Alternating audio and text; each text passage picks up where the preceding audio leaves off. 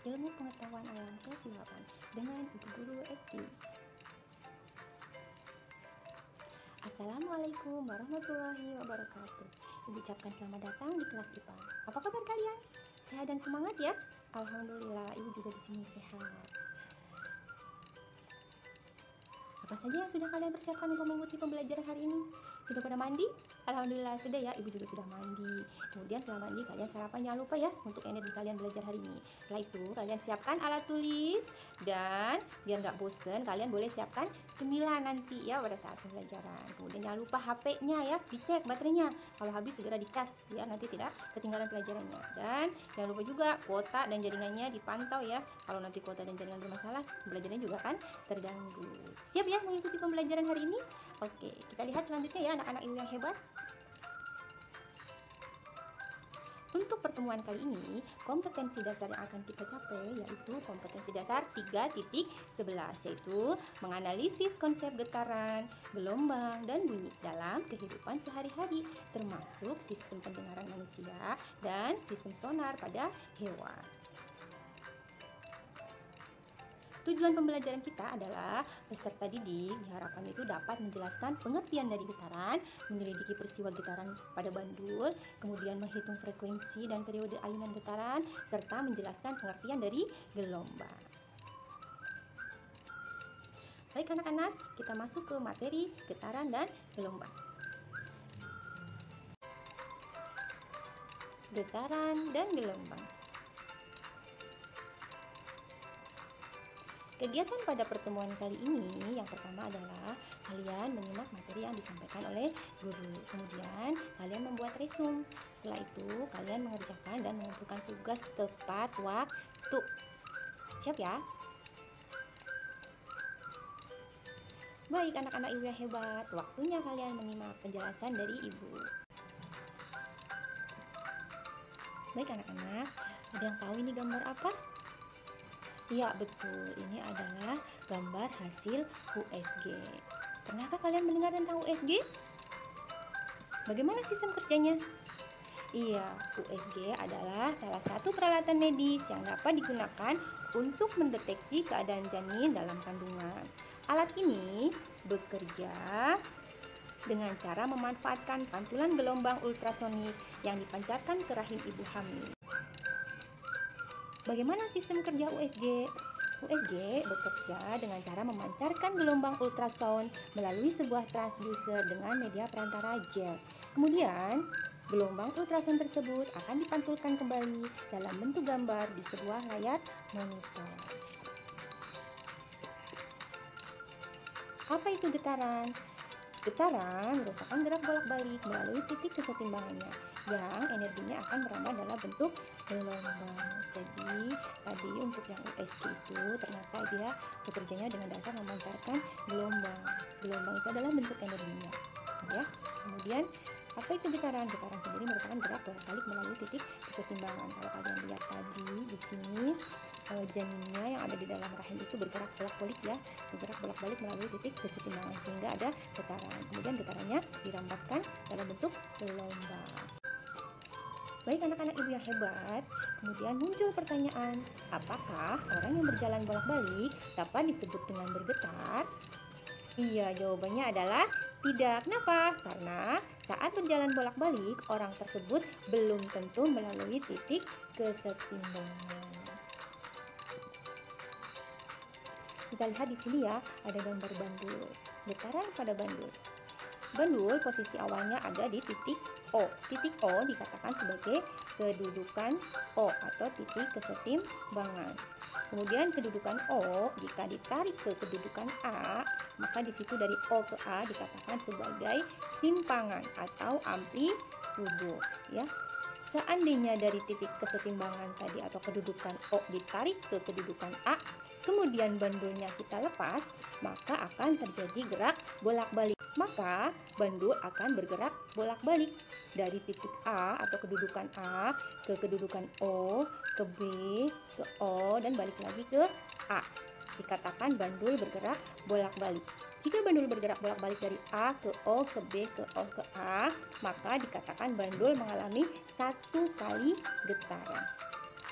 Sekarang, apabila bandulnya bergeraknya dari A ke O ke B, maka berapa jumlah getarannya?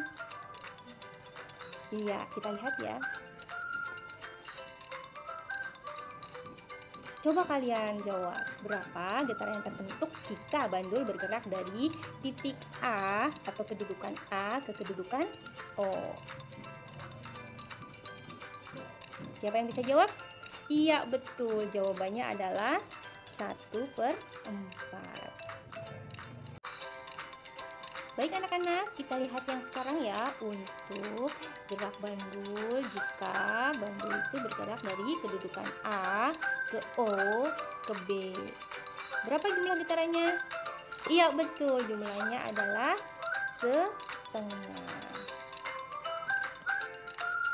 Untuk selanjutnya, bandul bergerak dari titik B ke O ke A.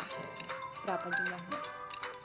Iya, betul, sama jumlahnya yaitu setengah. Yang tadi yaitu 1/4.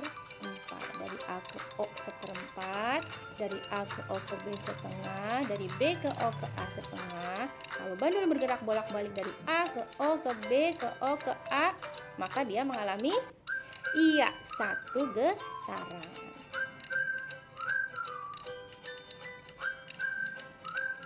Baik anak-anak ibu, apa itu periode? Periode adalah waktu yang diperlukan untuk melakukan satu kali getaran. Periode dilambangkan dengan T besar. Kemudian satuan dari periode adalah sekon. Dari hasil pengamatan getaran pada bandul dapat disimpulkan bahwa panjang tali pada bandul berpengaruh terhadap periode getar. Semakin panjang tali, maka semakin besar periode getarnya dan semakin kecil frekuensinya. Apa itu frekuensi? Frekuensi adalah jumlah getaran yang terjadi dalam satu sekon. Frekuensi dilambangkan dengan F kecil dengan satuan sekon. Dari konsep tentang frekuensi dan periode tadi dapat disimpulkan dalam bentuk rumus ya. Yang pertama yaitu rumus periode dilambangkan dengan T besar. T besar sama dengan 1/F, atau bisa juga menggunakan rumus T besar sama dengan T kecil per N, di mana T besar adalah periode, F kecilnya frekuensi, T-nya sekon, dan N-nya itu adalah jumlah atau banyaknya getaran yang terbentuk. Kemudian untuk frekuensi dirumuskan dengan F sama dengan 1/T, atau bisa juga dengan menggunakan rumus F sama dengan N per T. Sekali lagi ya, untuk periode satuannya adalah sekon, dan frekuensi satuannya adalah hertz. Contoh soal. Sebuah benda bergerak dalam selang waktu 60 sekon dan membuat getaran 6.000 getaran. Tentukanlah besar frekuensi dan periodenya. Diketahui ya, tadi ada 60 sekon. Karena sekon berarti yang diketahui adalah waktunya T kecil. Kemudian 6.000 getaran ya, 6.000 berarti adalah jumlah getaran yang dilambangkan dengan N. Kemudian yang ditanyakan besar frekuensi dan periodenya. Frekuensi F kecil dan periodenya adalah T besar. Rumusnya karena di sini yang diketahui adalah banyaknya getaran dan waktu, maka kita menggunakan rumus F sama dengan N per T ya. Kemudian karena jumlah getarannya ada 6.000, maka 6.000 dibagi 60, hasilnya adalah 100 Hz. Jadi frekuensi yang terbentuk setiap waktunya itu adalah, atau setiap sekonnya itu adalah 100 Hz, 100 getaran. Kemudian periode boleh menggunakan rumus T per N atau menggunakan rumus 1/F. Karena kita sudah mengetahui jumlah frekuensinya, kita pakai rumus yang 1/F. Periode T sama dengan 1 karena frekuensinya tadi sudah dicari, hasilnya 100. Jadi periodenya adalah 1 dibagi 100. Jadi untuk melakukan satu kali getaran, dia membutuhkan waktu sebesar 0,001 sekon. Ya, frekuensi tadi adalah jumlah getaran setiap 1 sekon. Kemudian periode adalah waktu yang dibutuhkan untuk melakukan satu kali getaran. Paham ya? Baik, kita lanjutkan ya anak-anak. Nah, di sini ada soal. Soalnya juga bisa kalian lihat ya di buku paket halaman 119. COVID-19. Silahkan kalian kerjakan di buku tulis kalian, kemudian kalian foto dan unggah di tugas classroom ya.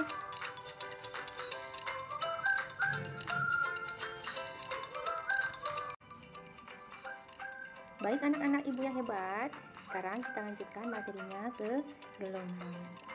Kalau kalian lihat di belakang layar ini ya, kalian dapat melihat ada air yang sedang bergelombang. Ini adalah salah satu contoh bentuk dari gelombang.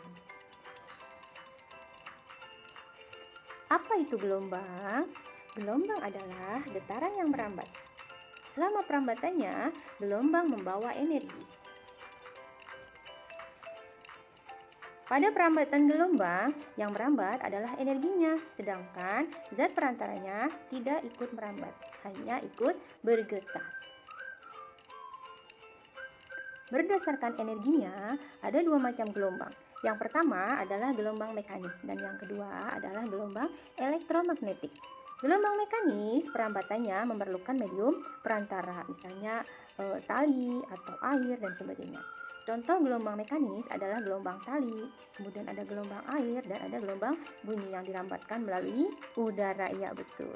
Untuk gelombang elektromagnetik, perambatannya tidak memerlukan medium perantara. Jadi di sini, walaupun itu hampa udara, ya, gelombang elektromagnetik itu dapat dirambatkan atau dapat merambat. Contohnya adalah gelombang cahaya dan gelombang radio. Cahaya matahari itu jauh ya dari bumi, dan di luar angkasa sana itu hampa udara, tetapi cahaya itu bisa sampai ke permukaan bumi karena cahaya itu adalah gelombang elektromagnetik. Ya, betul, sama juga dengan gelombang radio. Untuk kali ini kita akan membahas tentang gelombang mekanik ya. Jadi untuk gelombang mekanik berdasarkan arah rambat dan arah getarannya ada dua macam. Yang pertama adalah gelombang transversal dan yang kedua adalah gelombang longitudinal. Gelombang transversal yaitu gelombang yang arah getarannya tegak lurus dengan arah rambatannya. Contohnya adalah gelombang pada permukaan air laut dan gelombang pada tali. Untuk gelombang longitudinal yaitu gelombang yang arah rambatannya sejajar dengan arah getarannya. Contohnya adalah gelombang pada selingki dan gelombang suara. Gelombang transversal di sini ditampilkan ada grafik simpangan terhadap arah rambat. Panjang gelombang transversal sama dengan jarak satu bukit gelombang dan jarak satu lembah gelombang. Ya, di sini untuk ini ya, panjang satu gelombang dilambangkan dengan lambda. Satu gelombang dilambangkan dengan lambda. Kemudian satuannya adalah meter. Simpangan terbesar dari gelombang itu disebut sebagai amplitudo. Amplitudo ini simpangan terbesar ya, yaitu dari titik B aksen ke B atau dari titik B ke B aksen itu dikatakan sebagai simpangan atau amplitudo. Kemudian dasar gelombang terletak pada titik terendah gelombang, yaitu berada pada titik D, ini ya, pada titik D. Kemudian puncak gelombang yaitu titik tertinggi dari gelombang, yaitu pada titik B. Kemudian untuk satu lembah satu bukit dikatakan sebagai satu gelombang. Satu lembah satu bukit dikatakan sebagai satu gelombang. Dari titik A ke B ke C ke D ke E itu dikatakan sebagai satu. Perlu kalian pahami, periode gelombang yaitu waktu yang diperlukan untuk menempuh satu gelombang. Lambangnya adalah T dan satuannya adalah sekon. Frekuensi gelombang yaitu jumlah gelombang yang terbentuk dalam satu sekon. Lambangnya adalah L dan satuannya adalah hertz atau HS disingkatnya ya. Kemudian gelombang yang merambat dari ujung satu ke ujung lain memiliki kecepatan tertentu dengan menempuh jarak tertentu dalam waktu tertentu. Apa itu gelombang longitudinal? Gelombang longitudinal yaitu gelombang yang arah rambatannya sejajar dengan arah getarannya. Ini contohnya ada gambar selingki ya. Baik anak-anak, di sini ditampilkan contoh gelombang longitudinal ya. Tadi dijelaskan bahwa gelombang longitudinal itu arah getar dan arah rambatnya, itu sejajar. Kemudian panjang gelombang itu dilambangkan dengan lambda ya, satuannya yaitu meter. Untuk gelombang longitudinal, satu gelombang terdiri dari satu rapatan dan satu renggangan. Jadi, kalau seandainya kalian menggerakkan selingki maju mundur dihasilkan misalnya 2 rapatan 2 renggangan, maka gelombang yang dihasilkan oleh selingki itu adalah iya betul 2 gelombang karena ada 2 rapatan, ada 2 renggangan ya.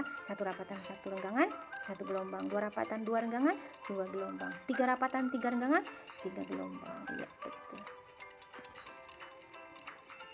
Oke, sekarang kita akan melihat hubungan antara panjang gelombang, frekuensi, cepat lambat gelombang, dan periode gelombang. Panjang gelombang dilambangkan dengan lambda dengan satuan meter. Kemudian untuk cepat lambat gelombang dilambangkan dengan V kecil dengan satuan meter per sekon. Sedangkan untuk frekuensi dilambangkan dengan F kecil, satuannya adalah Hertz. Dan untuk periode dilambangkan dengan T dengan satuan sekon. Panjang gelombang dapat dirumuskan lambda sama dengan V per F ya. V-nya cepat lambat gelombang, F-nya frekuensi ya. Atau dapat dirumuskan juga panjang gelombang sama dengan cepat lambat gelombang dikali periode, atau dirumuskan lambda sama dengan V dikali T ya. Dari rumus ini dapat kita ketahui bahwa panjang gelombang ini ya itu berbanding lurus dengan cepat lambat gelombang dan berbalik terbalik dengan frekuensi. Dan panjang gelombang ini itu berbanding lurus dengan cepat lambat gelombang dan periode.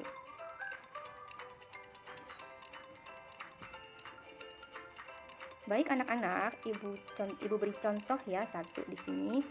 Ayo kita pahami contoh soal. Gelombang pada permukaan air merambat dengan panjang gelombang 2 meter.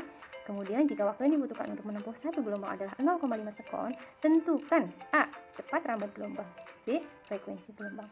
Penjelasan, diketahui perambatan gelombang pada air tadi ya, bahwa panjang gelombangnya atau lambdanya itu 2 meter, kemudian periodenya atau T-nya itu 0,5 sekon. Yang ditanyakan adalah yang pertama A, cepat rambat gelombang atau dilambangkan dengan V kecil ya, dan yang kedua adalah frekuensi dilambangkan dengan F kecil. Jawab yang A, karena di sini yang diketahui adalah lambda dan T besar, maka kita pakai rumus yang V sama dengan lambda per T dihasilkan 4 meter per sekon. Jadi cepat rambat gelombang airnya adalah 4 meter per sekon. Maksudnya panjang gelombangnya 4 meter itu dibutuhkan waktu 1 sekon.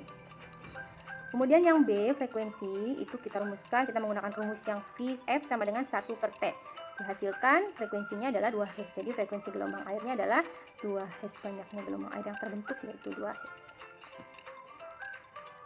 Simpulannya, jadi dari pelajaran pada pagi hari ini ya, setelah Ibu sampaikan penjelasan, dapat kita simpulkan bahwa yang pertama itu getaran. Apa itu getaran? Ya betul, getaran adalah gerak bolak-balik suatu benda melalui titik kesetimbangan. Kemudian yang kedua, gelombang. Apa itu gelombang?